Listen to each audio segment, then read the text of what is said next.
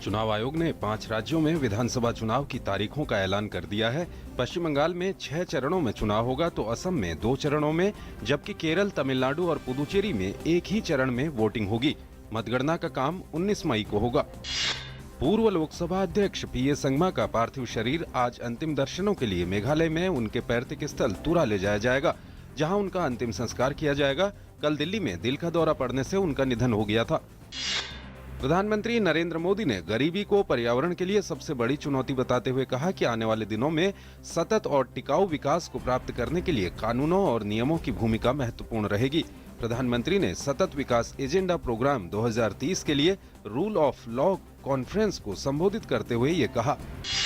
देश में महिलाओं की सामाजिक, आर्थिक और राजनीतिक स्थिति पर चर्चा करने के लिए राजधानी दिल्ली में 5 और 6 मार्च को एक सम्मेलन का आयोजन किया जाएगा। लोकसभा स्पीकर सुमित्रा महाजन द्वारा आयोजित इस सम्मेलन में देश भर की विधानसभाओं की महिला विधायक, महिला सांसद और कई राज्यों की महिला मंत्री हिस्सा लेंगी। राष्ट्रपति प्रणब मुखर्जी इस सम्मेलन का उद्घाटन करेंगे।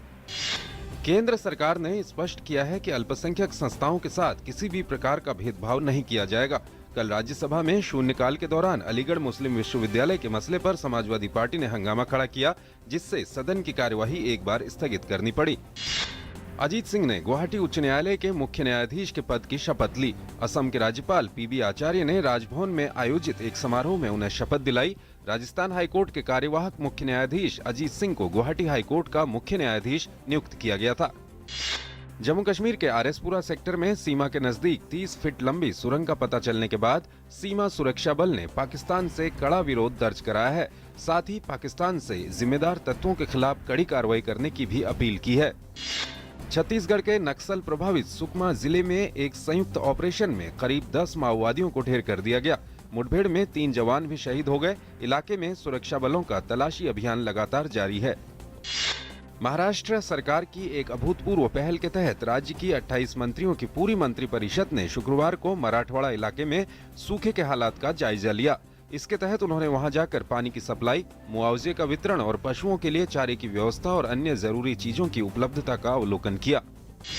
पूरब और पश्चिम, उपकार और क्रांति जैसी देशभक्तिपूर्ण फिल्मों के लिए पहचाने जाने वाले मशहूर अभिनेता निर्देशक मनोज कुमार को साल 2015 के लिए दादा साहेब फाल्के अवार्ड प्रदान किया जाएगा। फिल्म उद्योग में उनके योगदान के लिए उन्हें भारतीय सिनेमा का ये सर्वोच्च सम्मान दिया जा रहा है।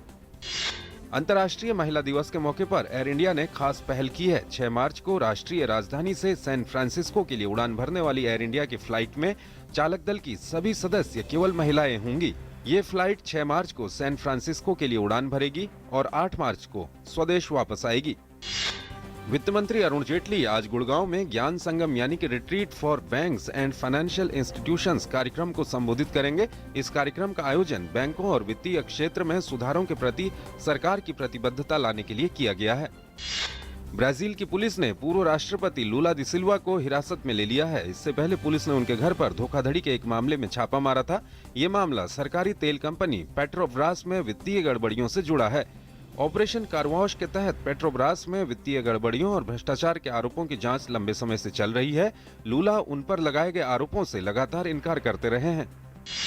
भारतीय निशानेबाज जीतू रॉय ने बैंकॉक में चल रही ISSF विश्व कप में पुरुषों की 50 मीटर एयर पिस्टल प्रतियोगिता में स्वर्ण पर कब्जा किया। फाइनल में जीतू ने 191.3 का स्कोर हासिल किया। जीतू का ये 5वां विश्व कप खिताब है। एशिया कप में कल खेले गए आखिरी लीग मुकाबले में पाकिस्तान ने श्रीलंका को 6 विकेट से हरा दिया। हालांकि भारत और बांग्लादेश पहले ही फाइनल में जगह बना चुके हैं। रविवार को मीरपुर में फाइनल मुकाबला खेला जाएगा।